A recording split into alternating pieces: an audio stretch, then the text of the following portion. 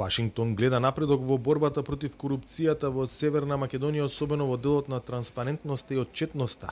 Сепак, како што изјави американската амбасадорка во земјава, останува уште многу работа која треба да се заврши.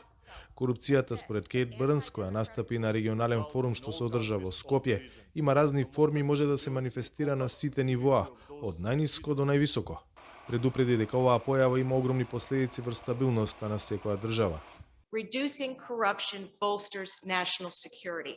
Намалувањето на корупцијата ја зајакнува националната безбедност, кога граѓаните чувствуваат дека не можат да успеат во нивниот систем поради корумпирани административци или коруптивни практики, тоа има негативен ефект врз општеството.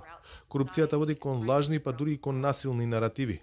Корупцијата еродира довербата на граѓаните во институциите.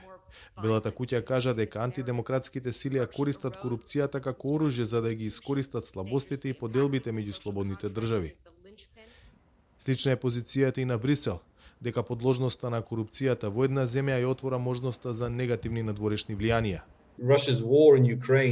Руската војна во Украина повеќе од кога било го потенцира значењето на отпорност и на стабилните општества. Убедени сме дека доброто владење и владењето на правото, како и солидните демократски институции се клучни за едно општество. Во Европската унија борбата против корупцијата е синоним за модел на општество кој ние го представуваме и кон кое се стремиме. Централна тема е владењето на правото врз кое нашата заедница се темели. Но се слушнаа критики и на адреса на Унијата дека недоволно ги поддржува антикорупцијските политики не само во регионот, туку и во одредени земји членки.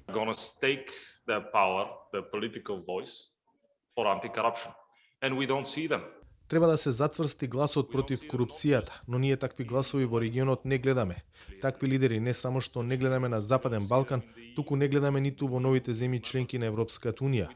Би рекол дека не ги гледаме ниту во антикорупцијската политика на Унијата што ја имавме во изминатите 10 години.